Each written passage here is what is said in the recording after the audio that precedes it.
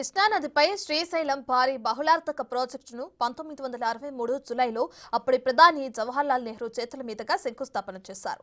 1964లో 39.97 కోట్లుగా ఉన్న ప్రాజెక్టు అంచనా 1991 నాటికి 567.27 కోట్లయింది. డ్యాం నిర్మాణం క్రెస్ట్ గేట్లతో 1984 డిసెంబర్ నాటికి పూర్తయింది. అంటే ప్రాజెక్టు నిర్మించడానికి దాదాపుగా 20 సంవత్సరాల కాలం పట్టింది. కుడి ఎడమ గట్టులలో విద్యుత్ ఉత్పత్తితో పాటు సాగు తాగునీటి అవసరాల కోసం డ్యాం ఏర్పాటు చేశారు. 2009లో కురిసిన భారీ వర్షాలకు డ్యాం ఫ్లూ భారీ గొయ్యి ఏర్పడింది. దీంతో భవిష్యత్తులో ప్రాజెక్టుకు ముప్పుందని నిపుణులు హెచ్చరించారు.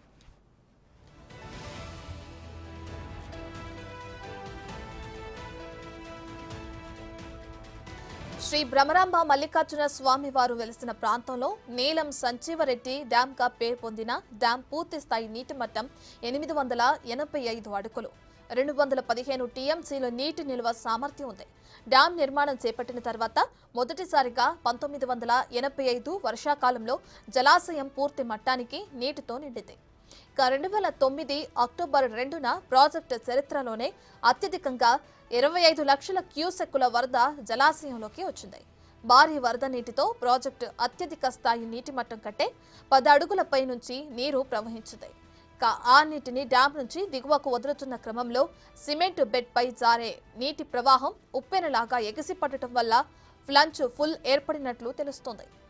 దానివల్ల కుడి ఎడమ గట్టున ఉండే కొండచర్యలు విరిగే అవకాశం ఉండటంతో పాటు డ్యాం నుంచి నీటి లీకేజీ వంటి సమస్య తలెత్తే అవకాశం ఉందనేది నిపుణుల హెచ్చరిక.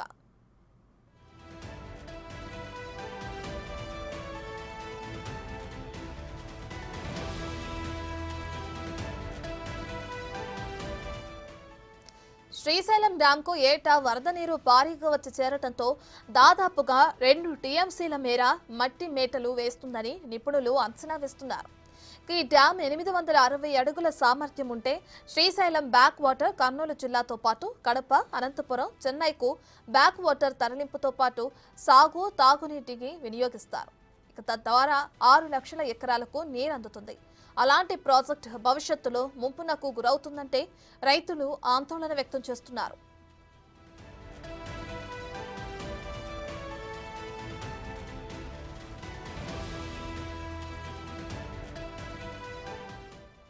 రెండు 2009లో వరదలకు డ్యాం కుడి ఎడమ గట్లతో పాటు దాదాపుగా 50 మీటర్ల లోతు గొయ్యి, 300 మీటర్ల వెడల్పు, 400 మీటర్ల పొడవు ఉంటుందని నిపుణులు అంచనా వేశారు.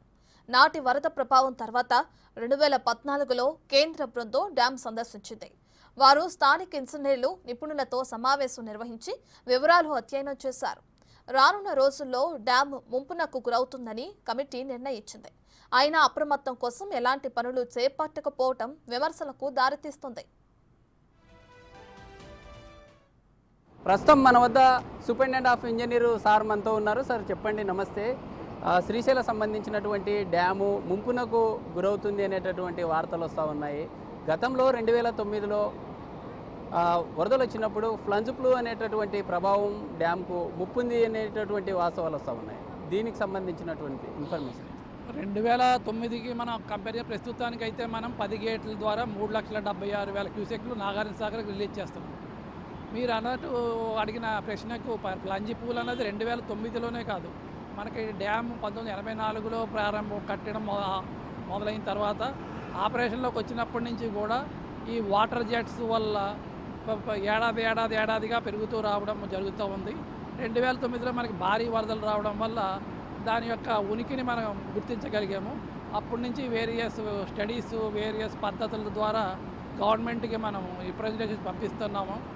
ఒకసారి 730 కోట్లకి మనం రాష్ట్ర ప్రభుత్వానికి దీన్ని పూర్చడానికి ప్రపోజల్ పెట్టున్నాము. కానీ అది అంత సైంటిఫిక్గా లేదు. ఒకవేళ పూడ్చినా కానీ మళ్ళీ ఏర్పడవచ్చు అని చెప్పి సిడబ్ల్యూసి వాళ్ళు దానికి అభ్యంతరం పెట్టారు. తర్వాత కూడా 2020, 2022లో కూడా రకరకాల కమిటీలు వచ్చాయి. ఆ కమిటీలు కొన్ని విధమైనటువంటి పరీక్షలు, స్టడీస్ చేయమన్నాయి. అవి ఆ స్టడీస్ కూడా చాలా కాంప్లికేటెడ్, చాలా హైలీ సొఫిస్టికేటెడ్ స్టడీస్. అవి మనం చేయగలిగిన కెపాసిటీ ఉన్నది 2-3 సంస్థలే ఉన్నాయి. ఒకటి ఐఐటి చెన్నై ఆర్ సిడబ్ల్యూపిఎస్ పూణే లేదా ఐఐటి బాంబే. వాళ్ళతో మేము కన్సల్టేషన్ అవుతున్నాము. దాని గురించి కూడా ఒక 10 నుంచి 15 కోట్లకి మనకి వ్యయం ఉంటుంది. దాని గురించి మేము ప్రభుత్వంతో సంప్రదిస్తున్నాము. అవి ఆ స్టడీస్ ద్వారా మనం దాన్ని పోడ్చాలా లేకపోతే ఇంకా చుట్టూ ఏమైనా గోడ కట్టాలా ఏం చేయాలని వాళ్ళు చెప్తారు. అప్పుడు దాన్ని మనం ప్రాబ్లం నుంచి బయటపడగలుగుతాం. ఈ గతంలో చూసాం సార్, కేంద్ర సంబంధించినటువంటి ఈ ప్రపంచ బ్యాంక్ సంబంధించినటువంటి వారు ఇక్కడ సందర్శించడం జరిగింది. శ్రీశైల సంబంధించినటువంటి డ్యాము ముంపునకు గురైంది. కొన్ని వేల కోట్లను ఇక్కడ ఉండేటటువంటి పనులకు మరమ్మతులు చేయించాలని కూడా చెప్పడం జరిగింది. దానికి సంబంధించి మనకు సెంట్రల్ నుంచి ఏదన్నా వచ్చాయంటారా? వేల కోట్ల వరకు ఏమీ లేవు. అప్పుడు మన ఇప్పుడున్న ఇమీడియట్ రిక్వైర్మెంట్ ప్రకారం 204 కోట్లకైతే ప్రపంచ బ్యాంకు మనం ఎస్టిమేట్స్ మన ఏపీ గవర్నమెంట్కి పంపించాము. ఏపీ గవర్నమెంట్ నుంచి సెంట్రల్ వాటర్ కమిషన్ సిడబ్ల్యూసి న్యూఢిల్లీకి పోయాయి. అక్కడి నుంచి ఇప్పుడు ప్రస్తుతం ప్రపంచ బ్యాంకు దగ్గర ఉన్నాయి. వారు నిధులను మనకు విడుదల చేస్తే ఆ పనులు మనము ఈ ఫ్లడ్ సీజన్ అయ్యాక అనగా నవంబర్ నెల నుంచి మనం మొదలు పెట్టుకోవచ్చు. అది ప్రపంచ బ్యాంకు రాష్ట్ర ప్రభుత్వం మధ్య చర్చల్లో ఉన్నాయి. అవి తొందరలోనే సానుకూలపడి మన డ్యామ్లో నిర్మాణ పనులు ఇంప్రూవ్మెంట్ వర్క్స్ చేస్తామని ఆశిస్తున్నాం.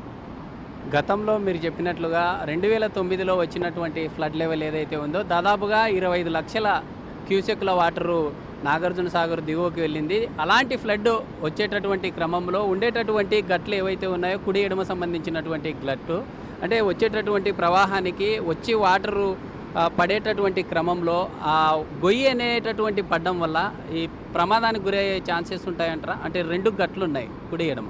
గట్లకి మనకి వాటర్ వచ్చి గట్లు జారిపోయి ప్రమాదం ఏమీ లేదు. మనకి సిడబ్ల్యూసి వాళ్ళు కూడా ఈ రాక్ కొండల్లో బ్రేక్స్ ఉన్నాయి.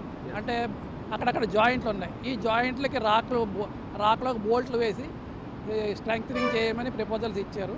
అవి కూడా మనం ఈ వరల్డ్ బ్యాంక్ దాంట్లో ఒక 49 కోట్లకు ప్రపోజల్ పెట్టాము. ఈ 204 కోట్లు డబ్బులు మనకి శాంక్షన్ అయ్యి వస్తే ఆ పనులు కూడా అందులో కలిపి చేయగలుగుతాం. అంతేకాదు తర్వాత 2009లో వచ్చిన ఫ్లడ్ అప్పుడు మనకి పైన కూడా విపరీతంగా 10 లక్షలు 15 లక్షలు జూరాల నుంచి వదలడము, మన కర్నూలు జిల్లాలో విపరీతమైన వానలు పడ్డము, ఒకేసారి అన్నీ చుట్టుముట్టడం వల్ల అటువంటి పరిస్థితి వచ్చింది. కుందులో కూడా more than danger level floods రావడము, కృష్ణ తుంగభద్ర ఈ నదులన్నీ కలిపి మనకు చుట్టుముట్టాయి.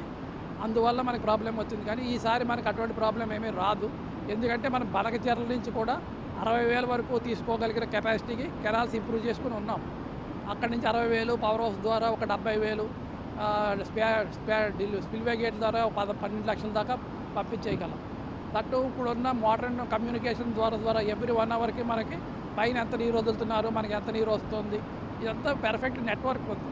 అట్లా అప్పుడు కన్నా ఇప్పుడు మనకి చాలా కమ్యూనికేషన్ సిస్టమ్ చాలా బాగా డెవలప్ అయ్యింది.